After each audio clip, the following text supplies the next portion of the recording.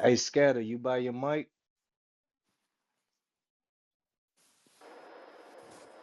I know Yeah, can Scatter you had hear a me? question for you, Tanen. Can you hear me? Okay. Yes, Okay, go sir. ahead. We can hear you. Yeah, my question is about a financial system. I've been reading about the quantum financial system. Have you heard about that? Yes. Do you have any knowledge on it? It's the same thing. You So, talking about international? You talking about on the international? yeah, Yeah, it's the same. it's well, right now they're talking about it's going to be domestic and international. It's going to be global, It's already brother, it's already global. right? You know how it's global? Okay, speak Through on the it. CUSIP Bureau. The CUSIP Bureau issues domestic and international identifier for commercial instruments to be used across the world. We're already there. We're already doing it. We're already in our organization, we're already setting up shop in the UK, in Hong Kong. We're already setting up and structuring to control our commerce, which is our instruments via these networks.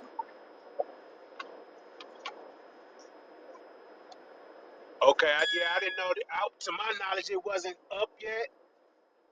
I the knowledge I've been getting is that that system was going to come into play after they did this shutdown, after they did Nah, this bro. financial shutdown.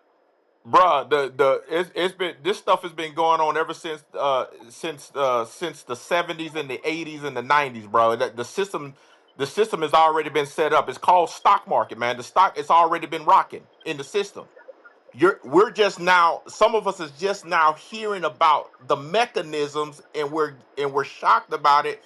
But I've just explained to you that they've already been doing this for decades already through the stock system, through creating a corporation, creating stock through a corporation. Nothing they do is new. Right. Nothing. It's new to us, right? So they use that as a scare tactic, right? Let me explain to you how that works. Some of us never heard of it. So when someone in politics do something, then we react with fear. And since we're the end user, which is the retail investor, we go sell our assets, which moves the market. You see what I'm saying? That's what they want. They're controlling the movement of the market of which they have instruments and a monetary interest in the movements of these stocks, which establishes and keeps creating their wealth. Whether it's going down, because you can tick, if a stock gets ticked down, if someone uh can get paid off the stock getting ticked down. Then somebody, and if they know that information, they can pay attention to that. Oh, this is going to cause the market to move. They can bet against the market, and then they're making money like that because they understand the finance of what you just explained. They already knew that, but the people didn't know that, so they contributed into the wealth building by someone betting against the market going down, and vice versa. That makes sense.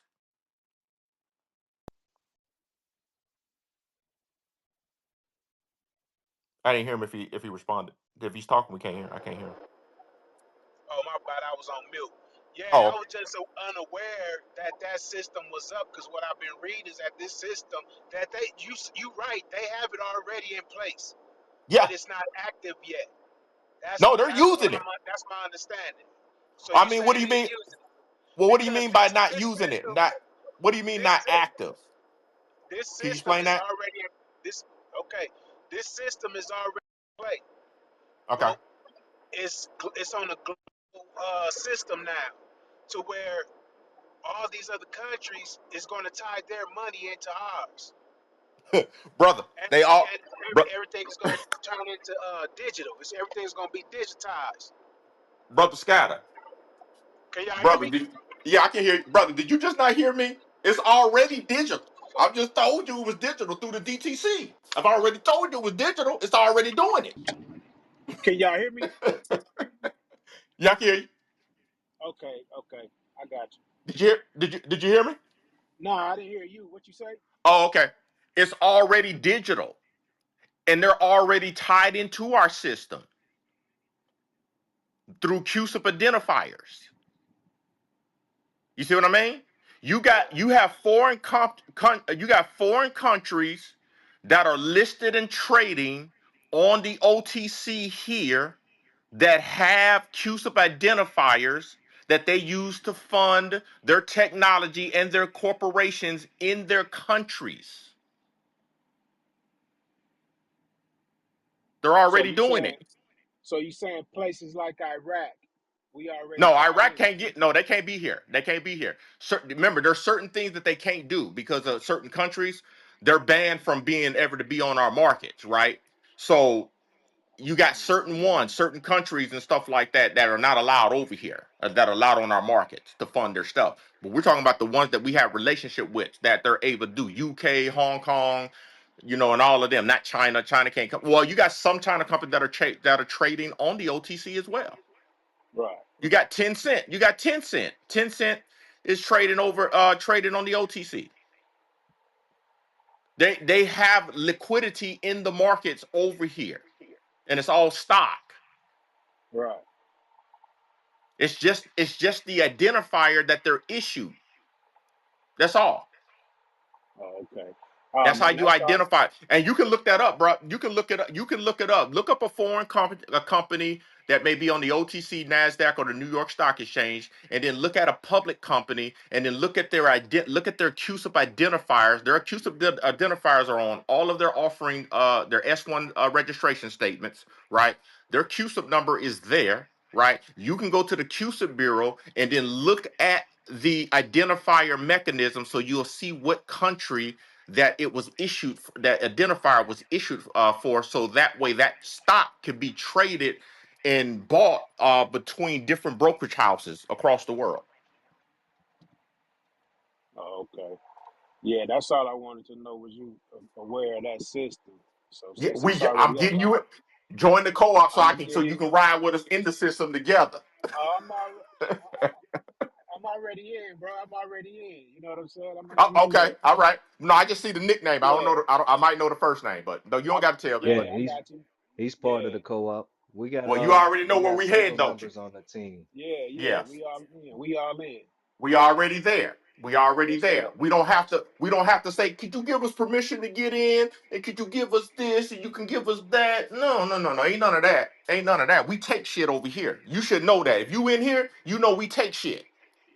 Yes, We sir. create it and then we go take what is ours. Because all we're doing is taking what they stole and buying it back, using the system that they used to take it from us, and then we're going to secure it for our future generations so their future generations can't enslave our future generations through the system's bullshit. That's all we're doing.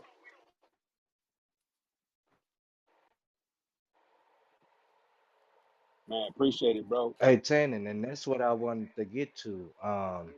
Also asking you, how is it possible to use what we would think is a digital asset as an actual asset to acquire different things and move in a transactional way that we're typically not taught? The As I was explaining, the terminology in regards to how you would take a physical instrument or a digital instrument such as the stock, and the physical instrument such as a draft, and you change its form in which that money is being held. So if it's being held inside of a wallet, it's digital. It's being held inside of a checking account, is digital. If it's being held at the DTC via the Seed and Co, it is digital. That the stock is a digital asset. See, people are not paying attention to that. People thinking stock is physical. It can be physical, but it is digital as well. You have an option to hold it as a physical form or digital. Stock is digital, y'all. Do you think, I want y'all to think about something so to solidify this answer, right? So you have these companies that are trillion-dollar companies, right? How do you think they're holding those trillions of dollars? Do you think they're holding them in physical form? No, they're digital. They're holding everything in digital.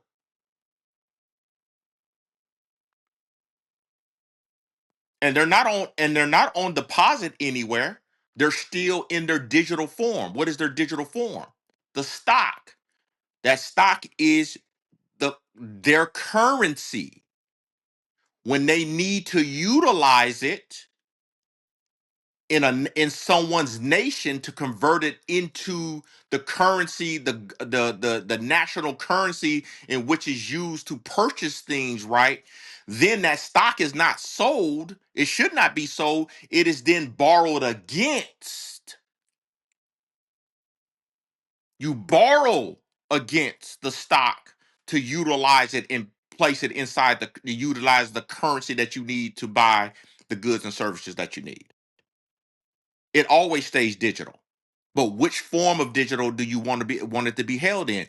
Do you want it to be held in digital form in the form of Federal Reserve notes where the IRS can tax you? Or do you want it to be in digital form in regards to the stock? And if you did, after you get it from the stock aspect and you want to deposit it into the brokerage account, how did you receive that digital form of those Federal Reserve notes, right? Via a loan because you leverage your stock. So you just change it from one digital form into another digital form. You see what I mean? And then that keeps the IRS from taxation of it, right? Because it's either you leverage it via a loan to touch the funds, or you sell the asset and relinquish the asset for the cash to create the income, which creates a taxable event. That makes sense, brother Glock? Yes, sir. Yes, sir. Because I was looking at an article a few weeks back in regards to Elon Musk and his compensation package that Hmm. he's been in a legal situation in regards to. And while I was reading it, I noticed that they never said the judge was saying A through Z. They were actually saying that he was speaking with the chancellor.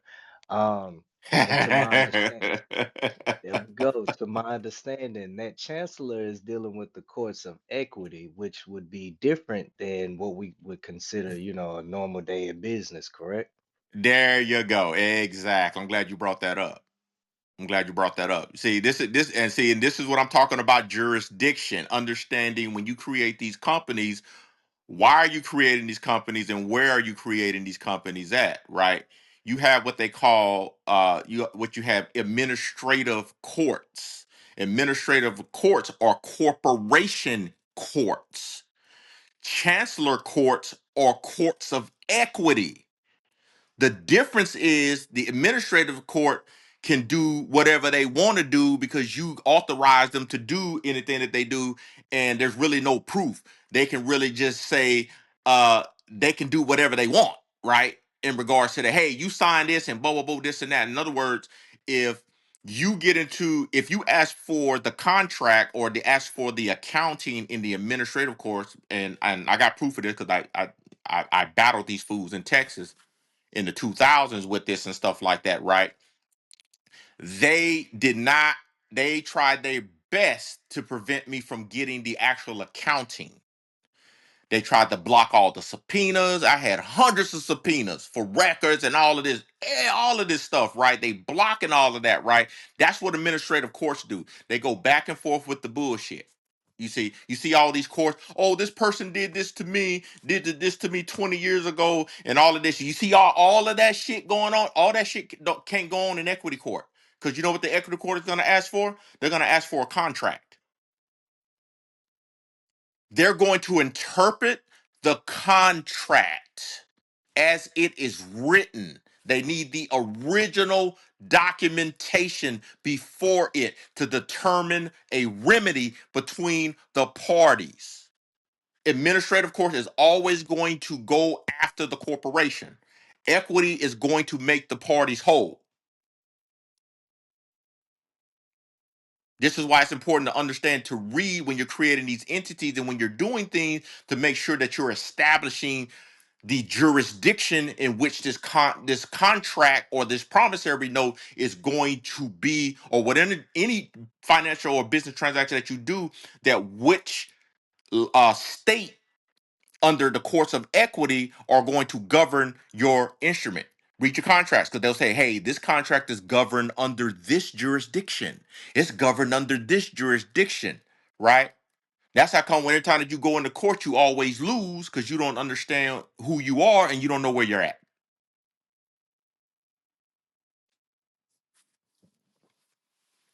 Yeah, that was a good question, man. Good one. So let's take a quick pivot. Can you inform the audience in regards to cash flowing assets, and what is the benefit of not having those assets in your personal name, as well as just basically being able to leverage from that standpoint. I hear a lot of people state that they have assets, and I'm not saying that they don't, but you hear different forms of how people acquired it. So as far as joining the co-op, from that perspective, we've heard quite a bit of information so far in regards to the financial literacy, as well as Hmm. the edification of it. Um, what would be something that you would like to give the crowd in order to give them the notion to come into the co-op, not only to learn the information, but to position themselves to be in the best place as possible when it comes to generating this generational wealth? Well, it's going to be the creation of the ecosystem. Because before you can think about cash flowing assets, right? You need to establish a a lane in which it's going to flow. So a lot of people go in and they buy assets, right? But they don't have a network set up in which to govern their to govern their the cash flow from that asset, right? It's completely unbudgeted. They From my experience, I've had a lot of people, they like to say, "Oh, my property brings in $10,000. I get $10,000 a month, right?" But they don't use the correct terminology. Is to say, what do you take? The correct terminology is what you take home. What do you actually get? Because 10,000 a month is gross, right? So people like to talk about what they make, but they don't talk about the expenses, right? If you talk about the expenses and understand that, then you really determine what you're actually making. Because I think people lie to themselves, right? You don't really make what you make, right, uh, until you account for the deductions. So with the co-op, what we do is that we're building the infrastructure, the financial infrastructure. We are duplicating the networks, uh, what is needed to govern not just our financial ecosystem, but our nation of our people that we're trying to build via our tribal municipality.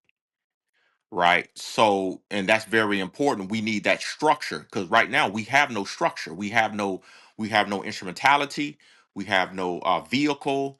We have no structure. We have no budgeting. We have no capital. We have nothing. Right.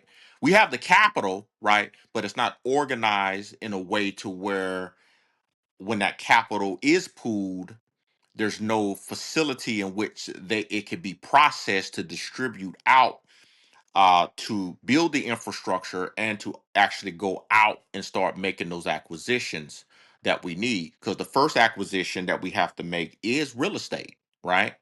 That's the first thing. We have to start buying the land. But before you buy the land, you need to buy assets that are already cash flowing. And why that's important, right, is because when you're initially creating a pre-market value after the creation of the stock and you're creating that pre-market value, right? And when you get to the retail market, right, you need instant value appreciation.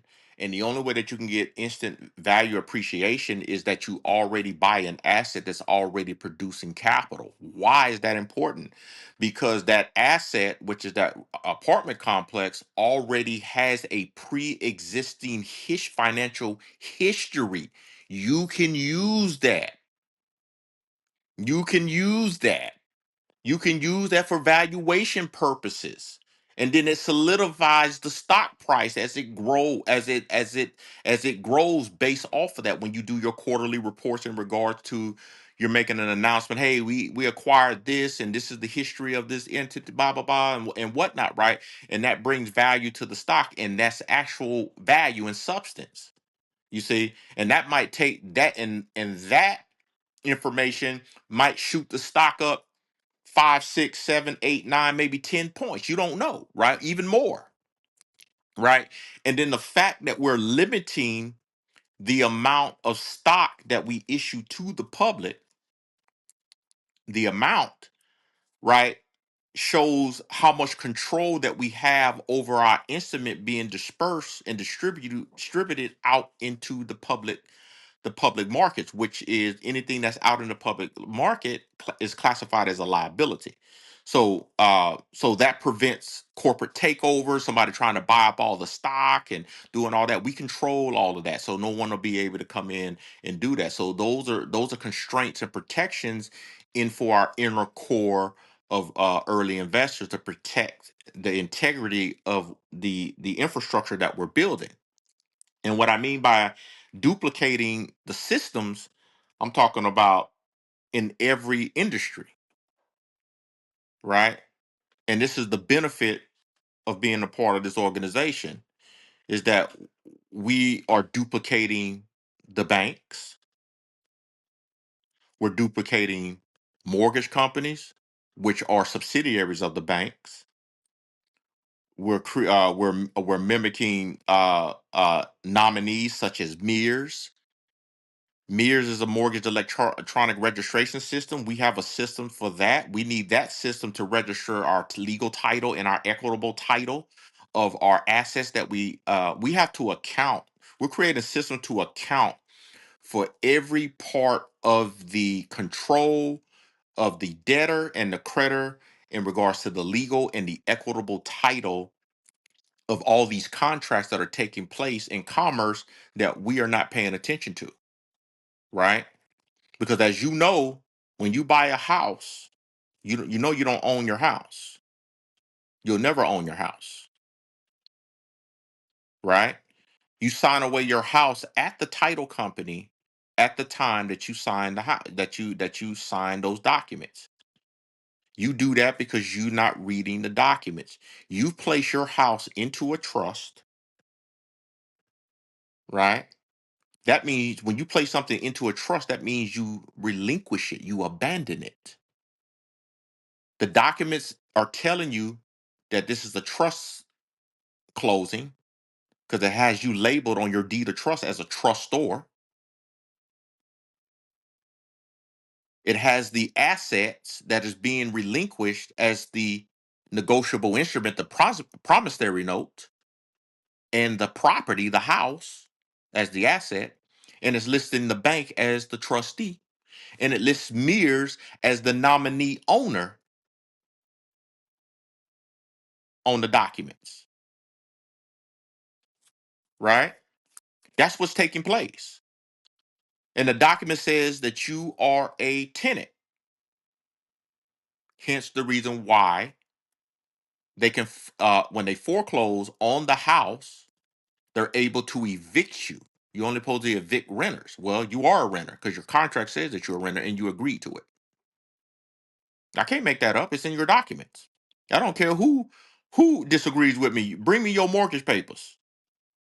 I'll let you bring your papers to the table, and then I'll break the document down. Don't take my word for it, but give me your documents and let me read it, and I'll show you everything in there because they use uniform documents across the board.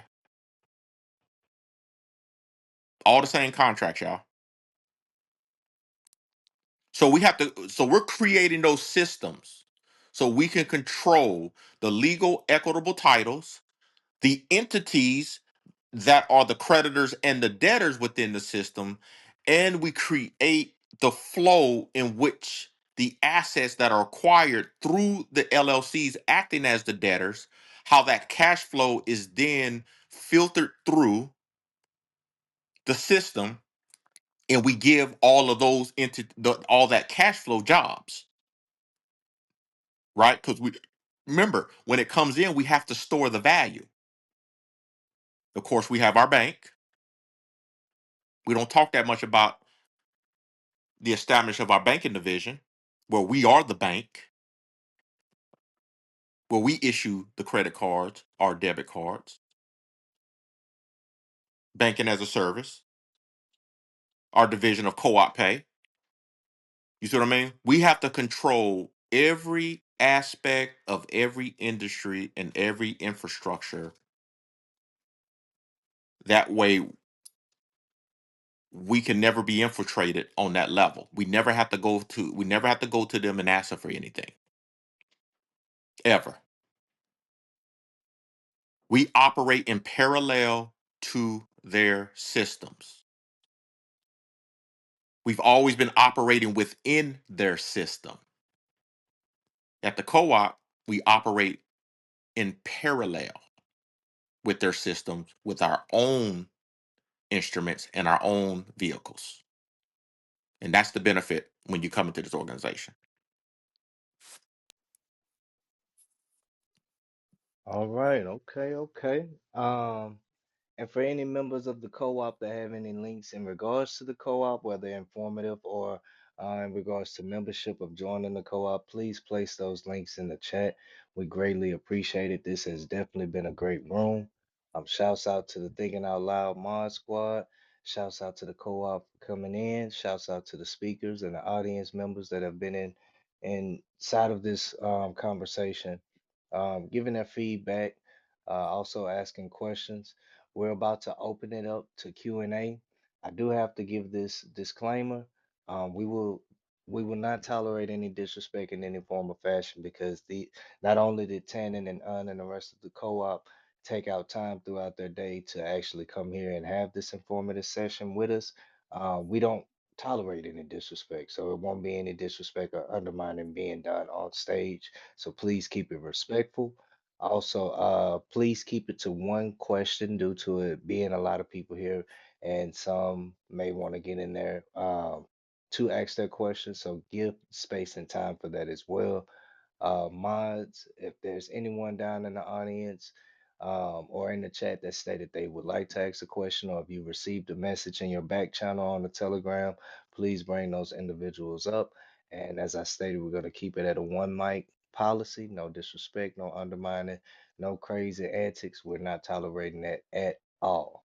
Um, and for me personally, to you, Tanner, I do thank you for coming here and, as I stated, edifying us on some things that we may have or may have not known. I think this was a very great room, and I do appreciate your time and your dedication to getting the word out in regards to this cooperative and the initiatives that's at hand. Um, I'm very big on community-based initiatives as well as being very big on family. So as I stated earlier, Thinking Out Loud is a family. This is not just a clubhouse room or a podcast. We have our rooms where we talk crazy and have fun and things like that, but we do have times where we sit down and have these educational and edifying moments. So I greatly appreciate you all coming in to give us your time as well as give us your wisdom and knowledge on these type of things. So we're gonna open up Q&A. I know I saw Mr. Wisdom down in the chat. I know Miss Williams may have a question. Sophus, I saw you in the chat stating that this is a great room. If there's anyone else that would like to come up and ask a question, just raise your hand. Bam, I see you there, man. How you doing? Solo, I'm not sure who that is, but Solo, I can promise you if you get out of line, we're gonna get you a first class flight with room temperature water and cashews, okay? I had a question for Tannen. Go ahead, you got the floor. Tannen, just so people can get an idea.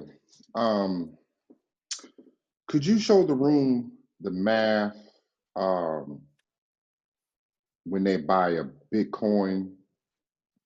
How it's a percentage of the money that they invested? It's like a payment back to them in regards to the payment that they invested versus what's being offered by the co-op. Yeah, so let's see. Somebody said a number earlier. What was the original cost of Bitcoin? Did anybody have that as Miss Carol in?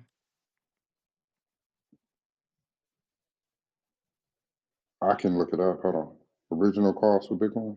Yeah, how Are, many are, are zeros? you are you are you talking about the like when it first started or now? Yeah, yeah. Yeah, yeah, when it first started.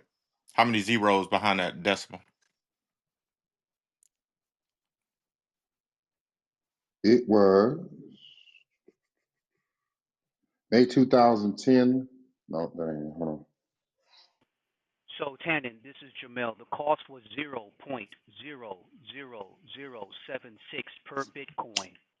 7.6. Yes, All right. 0.00076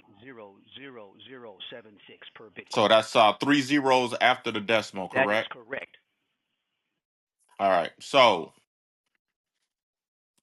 that would be that number that was just given, that would be considered par value for Bitcoin. So we're gonna be on Bitcoin right quick.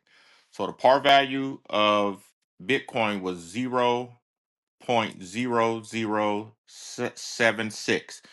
That is what they call an arbitrary value, right? So let's find let's look at the co-op. The co-op's value was 0.001 when it first came out, right? Ours was a better. You see, just by the extra spaces, right? The more zeros and more spaces behind the decimal, right? It meaning the cheaper it is. So ours is more valuable than the Bitcoin when it first came out. So we came out at 0.001. So now, what is the next step you need me to do on?